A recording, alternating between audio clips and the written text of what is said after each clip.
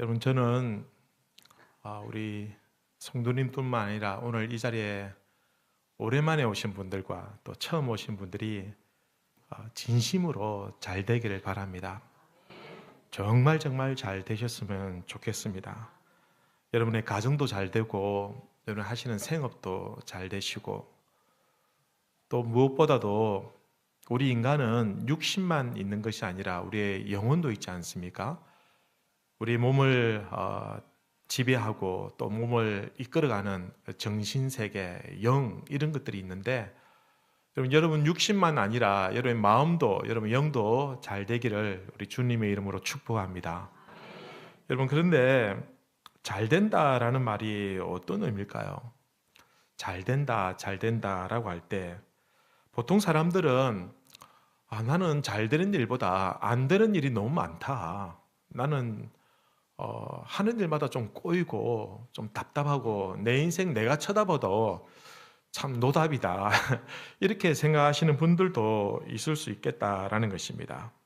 그런데 여러분, 하나님께서는 누구보다도 하나님께서는 우리 인간이 잘 되기를 원하세요. 왜냐하면 나는 하나님을 잘 모를 수 있습니다만은 하나님께서 세상을 만드시고 또 우리 인간도 하나님이 만드셨는데, 우리 부모들은 우리 자식들이 잘 되기를 바라지 않습니까? 자식들이 잘못되길 바라는 부모는 한 사람도 없을 것입니다.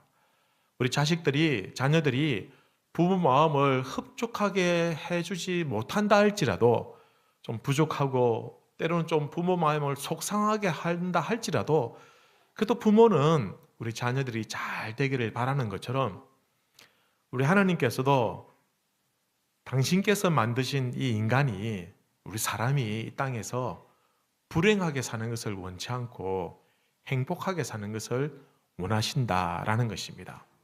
그런데 우리는 나는 잘 되는 일보다 안 되는 일이 많다라고 이렇게 생각할 때가 있는 것이죠. 일반적으로 잘 안 된다고 느끼는 이유가 무엇일까? 사실은 우리가 잘 된다라는 말을 오해하고 있기 때문에 그렇게 느껴지는 것입니다. 여러분, 잘 되고 있으면서 나는 너무 안 되고 있어, 이렇게 생각이 들 때가 있고, 또 잘 안 되고 있는데도 불구하고 난 지금 잘 되고 있어 라고 착각하는 분들도 계신다라는 것입니다.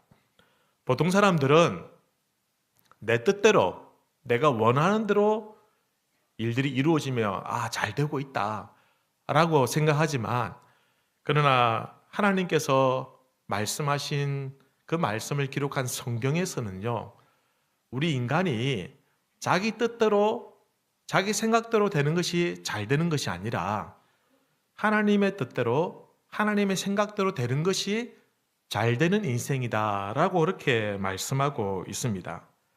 그래서 내 생각대로 되어서 잘 될 경우도 있지만, 내 생각대로 되지는 않지만, 그러나 내 생각대로 안 되는데도 불구하고 사실은 좀 멀리 내다보면 더 잘 되는 경우들도 많이 있다라는 것입니다. 그래서 잘 된다라는 말은요, 내가 원하는 대로 되는 것이 아니라 사실은 우리 인간을 누구보다도 잘 알고 계시는, 내 자신보다도 나를 더 잘 아시는 그 하나님께서 생각하시는 대로, 하나님께서 뜻하신 대로 되는 것이 사실은 진짜 잘 되는 것입니다.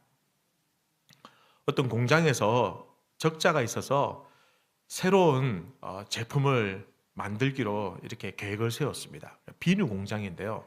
신제품을 만들어서 이걸 좀 어떻게 대박을 치보자, 그렇게 생각했는데 글쎄 이 직원이 실수를 해가지고 기계를 너무 오랫동안 돌려서 이 비누가 원래는 깔아앉아야 되는데 이상하게 물에 둥둥 뜨는 비누가 이 불량품이 나온 거예요.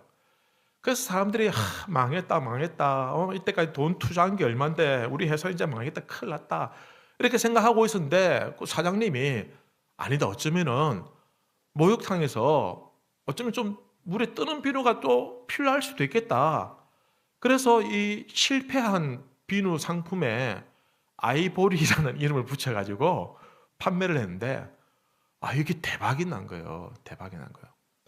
잘 안 된 줄 알았는데 나중에 보니까 오히려 그게 더 잘 된 경우가 되더라라는 것입니다. 여러분, 사람의 일은 잘 모릅니다, 사실은. 지금 내 생각에는 실패한 것 같은데, 지금 내 생각에는 잘 안 된 것 같지만, 그러나 오히려 그 실패가 성공을 위한 잘 되는 과정 중에 하나가 될 수도 있다라는 것입니다. 여러분, 저도 결혼하기 전에 저희 집 사람이 지금 첫사랑은 솔직히 아닙니다. 학교 다닐 때 차인 적이 있어요. 그럼 이해가 되십니까? 이 인물로 차있다는 게. 죄송합니다. 그때는 너무 힘들었어요. 어린 마음에. 그런데 그때 잘 차였어요. 잘 차였으니까 오늘 지금 저희 아내를 만난 건 아니겠습니까? 그때는 안 된 것 같았는데 좀 멀리 보니까 훨씬 더 잘 되더라라는 것입니다. 우리 생각에는 이 길이 바른 길 같고 이 길이 옳은 길 같은데, 그러나 우리 인간을 만드시고 우리 인간의 생사복을 주장하시고 우리 인간의 모든 것을 다 아시는 그 하나님께서는 우리를 더 잘 아시기 때문에 사실은 우리 생각과는 좀 다를 수 있다라는 것입니다. 여러분, 우리 생각대로 살아서 다 성공한 적이 있습니까? 물론 성공한 적도 있지만 실패한 적이 더 많지 않습니까? 내 생각대로 했는데, 내 뜻대로 했는데 잘 안 되고 또 일이 복잡하게 되고 꼬이고 실패한 경우들이 훨씬 더 많더라는 것이죠. 그래서 가장 안전한 방법, 가장 좋은 선택은요, 사실은 우리 생각대로 하는 것보다는 우리를 너무 잘 아시고 우리를 창조하신 그 하나님의 생각과 하나님의 뜻대로 우리 인생을 걸어가는 것이 훨씬 더 안전하고 더 잘 될 가능성이 훨씬 더 많다라는 것입니다. 그래서 성경에 보면요, 구약 성경에 이런 말씀이 기록이 되어져 있습니다. 이는 내 생각이 너희 생각과 다르며 내 길은 너희의 길과 다름이니라. 여호와의 말씀이니라. 이는 하늘이 땅보다 높음 같이 내 길은 너희의 길보다 높으며 내 생각은 너희의 생각보다 높음이라. 우리 인생을 내다보시는 하나님께서 이렇게 말씀하셨어요. 내 생각과 내 뜻은 너희의 생각보다, 너희의 뜻보다 훨씬 높고 깊다라고 이렇게 말씀하셨습니다. 그래서 내 뜻대로 사는 것보다는 하나님의 뜻대로 사는 것이 사실은 더 잘 되는 길이다라는 것입니다. 그런데도 어떤 분들은 하나님의 뜻대로 산다는 것이 무슨 의미인지 잘 모르겠고, 또 그러면 어쩌면은 그럼 하나님 뜻대로 산다는 것이 혹시 뭐 광신도처럼 되는 거 아니냐라고 이렇게 못 믿어하거나 좀 불안해하는 분들도 있을 수 있습니다. 왜 그렇게 생각이 드냐 하면 하나님을 잘 모르기 때문입니다. 여러분, 누군가가 나에게 잘 모르는 사람이 와서 큰 돈을 빌려달라고 하면 우리 선뜻 돈을 빌려주기가 어렵지 않습니까? 왜냐하면 그분을 잘 모르는데 내가 잘 모르는 사람에게 어떻게 믿고 맡길 수 있겠냐라는 생각이 드는 겁니다. 만약에 그분이 정말 신뢰할 만한 분이고 정말 믿음직스러운 분이라고 한다면 아마 대부분의 사람들은 믿고 어려운 부탁이라 할지라도 들어주게 된다라는 것이죠. 우리가 하나님께 우리의 인생을 맡기지 못하는 이유가 무엇이냐면 하나님을 잘 모르기 때문이다라는 것입니다. 여러분, 하나님은 훨씬 더 선하시고 우리가 생각한 것보다 훨씬 더 우리 인생을 잘 아시고 또 우리가 알고 있는 것보다 훨씬 더 신실하시고 또 우리를 많이 사랑하시는 분이다라는 것입니다. 그래서 그 하나님을 우리가 제대로 안다고 한다면 얼마든지 우리의 생각과 우리의 뜻들을 하나님께 맡길 수 있다라는 것입니다. 그래서 저는 여러분들이 하나님을 좀 많이 아셨으면 좋겠다라는 것입니다. 그러면 그 신실하시고 사랑이 많으신 그 하나님 때문에 우리가 믿고 우리 인생을 의지하고 맡길 수 있다라는 것입니다. 성경에 보면요, 많은 사람들이 인물들이 나오는데 자기 뜻대로 된 것은 하나도 없는데, 자기 원하는 대로는 한 번도 살지 못했는데, 그런데 잘된 사람에 대한 이야기가 나옵니다. 누구냐면 요셉이란 사람인데요. 아마 우리 교회를 좀 다니는 분들은 요셉이 어떤 사람인지 아실 겁니다. 혹시 모르는 분들을 위해서 제가 간략하게 이 요셉에 대해서 소개를 해드리면, 요셉은 사실은 굉장히 부잣집에 태어났습니다. 그리고 그 당시에는 일부 다처제여서 자기 친어머니 말고도 어머니가 3명이 더 있었어요. 그리고 다른 어머니들에게 태어난 이복 형제가 많았어요. 그러니까 자기 위로는 형님이 10명이었고 누나가 1명이었고, 그리고 자신과 자기 친동생은 밑에 동생 딱 1명이었습니다. 그런데 아버지가 다른 형들보다는 요셉을 굉장히 많이 아끼고 사랑해서 거의 뭐 좀 편애하다시피 좀 지나칠 정도로 이렇게 편애를 했어요. 그러니까 형들이 요셉이 미웠겠죠, 그죠? 아니, 쟤는 뭔데? 아버지가 쟤만 사랑하느냐? 우린 뭐냐? 이렇게 툴툴거리는데, 그리고 또 요셉이 좀 철이 없을 때는 형들이 뭐 조금만 잘못하면 아버지가 가가지고 막 고자질하고 해가지고 형들이 요셉을 더 미워한 거예요. 그래서 형들이 작당을 했습니다. 저 녀석을 그냥 둘 수 없다. 죽이자. 이런 나쁜 마음을 가지게 된 거예요. 근데 차마 동생을 죽이지는 못하고 이 동생을 노예로 팔아버렸습니다. 하루아침에 부잣집에 살던 이 도련님이 갑자기 하루아침에 노예가 된 거예요. 노예가 되는데 그때서 이제 철이 든 거예요. 그러니까 노예로 끌려가가지고 막 열심히 일했습니다. 열심히 일해가지고 인정을 받았어요. 그런데 그 집에 그 주인의 부인이 이 요셉을 성적으로 막 이렇게 유혹을 했어요. 근데 얘가 이제 안 넘어간 거예요. 그러니까 이 여주인이 모함을 해가지고 이번에는 감옥에 갇히게 된 거예요. 감옥에 끌려갔는데 얼마나 억울하겠습니까? 자기는 잘못한 것도 없는데. 근데 감옥에 끌려가가지고 또 그곳에서 막 열심히 뭐 청소도 하고, 그래서 간수장에게 인정을 받을 만큼 일을 잘했었어요. 한 번은 왕에게 실수를 한 어떤 신하가 잡혀왔는데, 그 신하가 꿈을 꾸었는데 요셉이 꿈을 해몽을 해줍니다. 근데 아주 좋게 해몽을 해줬어요. 그래서 왕의 신하가 복직이 되었습니다. 복직이 될 때 자기를 좀 기억해달라고, 요셉이.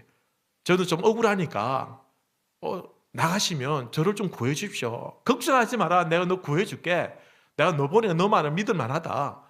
그런데 이 신하가 복직하고 난 다음에 까마득하게 요셉을 그냥 잊어버린 거예요. 그렇게 잊혀진 인물로 지냈다라는 겁니다. 여러분 보십시오. 요셉같이 참 속된 말로 재수 없는 사람이 몇 명 되겠습니까? 참 운이 없어요. 하는 일마다 최선을 다해서 열심히 했지만 이렇게 불운한 사람도 없을 정도였습니다. 그런데 성경에서는 있지 않습니까? 이 요셉에 대해서 이야기를 할 때 나중에 요셉이 우여곡절 끝에 총리가 됩니다. 총리가 되는데, 총리가 되었을 때 요셉이 잘 되었다 이런 표현을 안 써요. 대신 요셉이 노예로 있을 때, 그리고 감옥에 있을 때 성경에서는 요셉이 잘 되었다, 형통하다 이렇게 표현하고 있다라는 것입니다. 성경의 첫 번째 성경이 창세기인데요. 창세기 보면 이런 말씀이 있습니다. 여호와께서 요셉과 함께 하심으로 그가 형통한 자가 되어 그의 주인 애굽 사람의 집에 있으니, 형통한 자가 되었다라는 말은 잘 되었다라는 뜻입니다. 근데 요셉이 잘 되었다라고 하는데 어떻게 해서 잘 됐다고 말합니까? 하나님께서, 여호와께서 그와 함께 하셨다. 사실은 지금 노예잖아요. 그리고 사실은 지금 감옥에 있잖아요. 그런데도 우리가 볼 때는 이렇게 운이 없구나, 이렇게 참 불운하구나 라고 생각할 만한데도 불구하고 성경은 다른 사람들은 그렇게 말하고 있지 않습니다만은 성경에서는 하나님께서는 하나님과 함께하는 요셉이 너는 잘 되었다, 너는 형통하다 라고 표현하고 있다라는 것입니다. 그가 어떤 환경이든지 그가 어떤 상황이든지 이게 중요한 것이 아니라 하나님이 함께 하시는 사람이 잘된 인생이다라는 것입니다. 여러분, 우리 조금 전에 이렇게 간증해 주신 우리 이영주 님이 하나님과 좀 멀리 있을 때는 좀 잘 되는 것 같이 생각을 했었지만 사실은 그게 잘 되는 거 아니었다는 것이죠. 지금은 좀 경제적으로 어려움을 좀 당한 적도 있고, 그죠? 지금은 예전보다는 좀 상황이 좋지 않지만, 그러나 본인은 지금은 지금 비로소 내가 잘 되고 있구나 라고 우리에게 고백을 하더라라는 것입니다. 무엇 때문입니까? 여러 가지 상황은 좋아진 것은 아직 없어요. 하지만 하나님이 나와 함께 하신다라는 마음이 드니까 마음에 평강이 있고, 그리고 내가 지금은 잘 되고 있구나 라는 생각을 가지게 되는 것이다 라합니다. 여러분 지금은 어떻습니까? 여러분 하나님과 함께 하고 계십니까? 하나님과 함께 하시길 바랍니다. 지금 내가 어떤 상황인지 사실은 그거는 두 번째 문제입니다. 지금 내가 어려운 상황에 있을 수도 있습니다. 내가 지금 최근에 곤란한 일을 당할 수도 있습니다. 내가 하는 일마다 잘 안 되고 시험 쳐도 자꾸 떨어지고 사업을 해도 자꾸 실패하고 직장에서 어려움을 당하고 내 건강에 문제가 있을 수 있습니다만은, 그러나 여러분 하나님이 함께 하신다면 그 인생은 결국은 잘 될 줄로 믿으시길 바랍니다. 성경에서 앞에 있는 이 목사가 말하는 것이 아니라 천지 만물을 창조하신 그 하나님께서 우리 인생에게 들려주는 말씀이다라는 것입니다. 그래서 하나님이 함께 하시는 실패가 어쩌면은 하나님이 없는 성공보다는 100배 나을 수 있다라는 것입니다. 저는 오늘 여러분에게 진심으로 여러분들이 잘 되기를 축복하는 마음에서 오늘 저희들이 읽었던 2절 말씀을 다시 한 번 더 읽어드리고 싶습니다. 사랑하는 자여, 내 영혼이 잘된 같이 내가 범사에 잘되고 강건하기를 내가 간구하노라.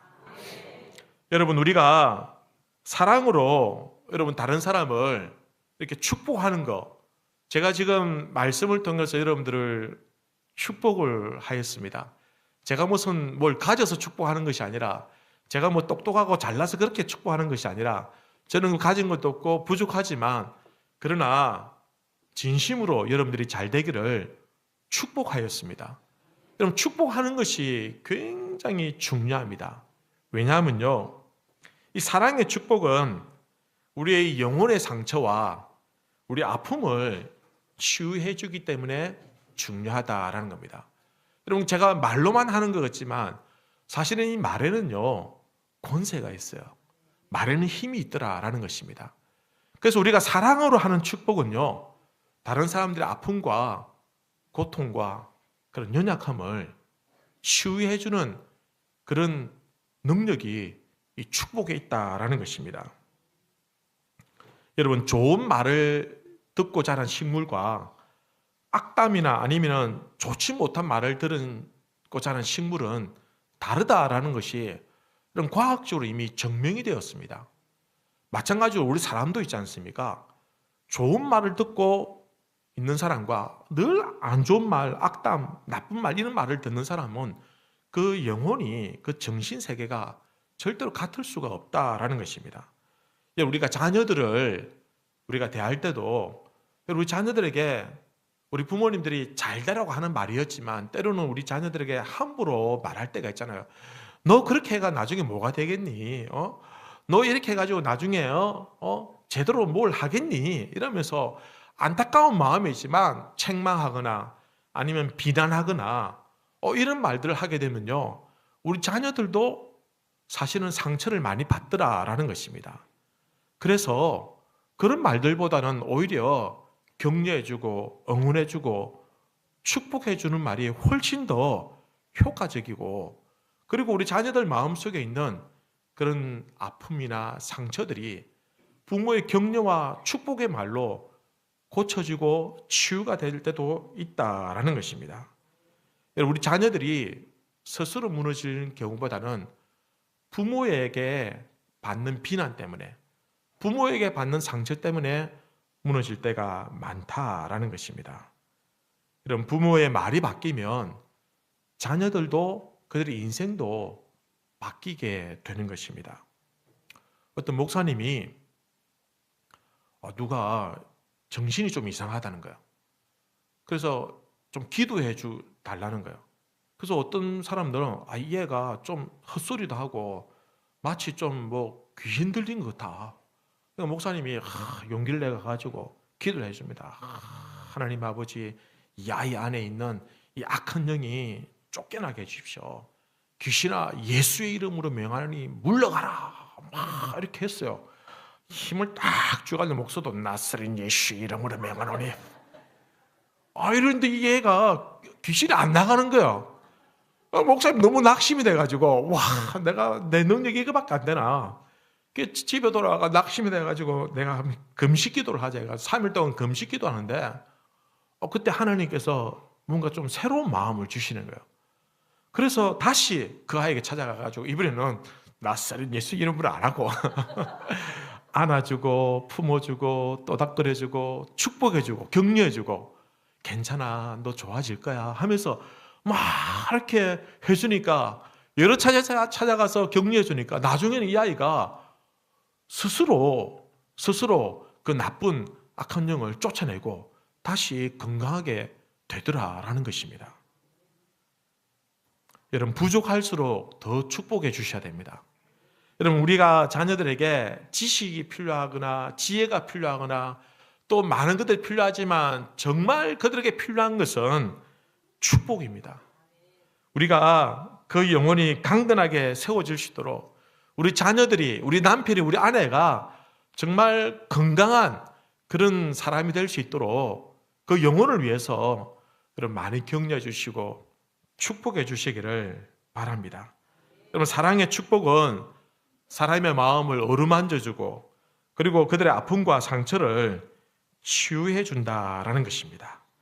여러분, 한 가지 더 말씀드리면요, 우리가 하는 이 축복을 하나님께서는 우리가 다른 사람들을 축복해주고 축복의 통로가 되었기를 원하신다라는 겁니다.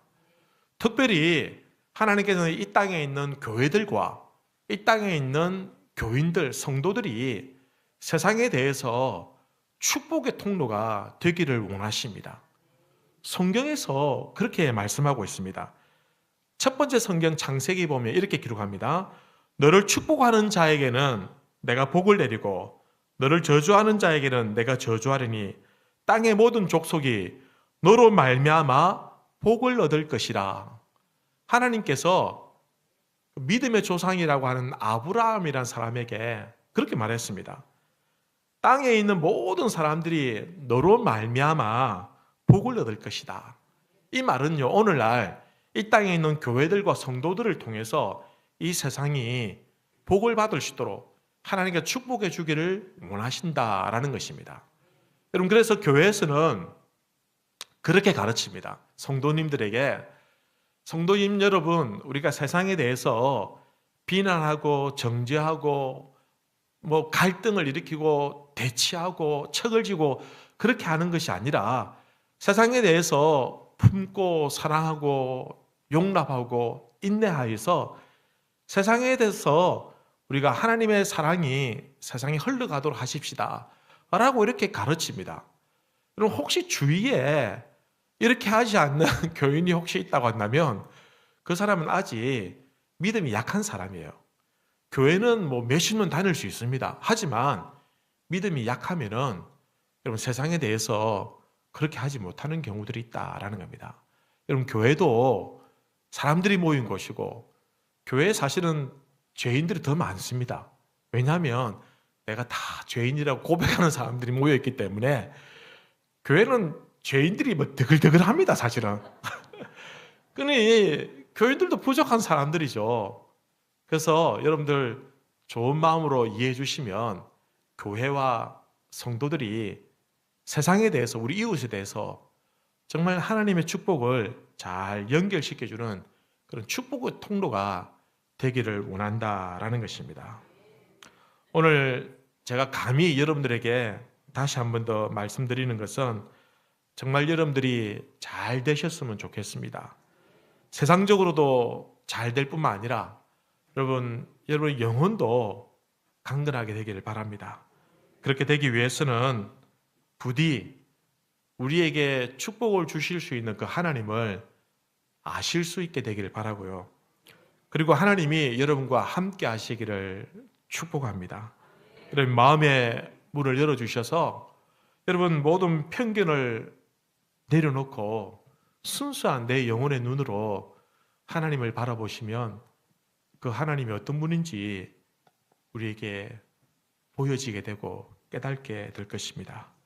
오늘 저희 교회 오랜만에 오신 분들과 그리고 처음 오신 분들을 진심으로 환영하고 감사를 드립니다.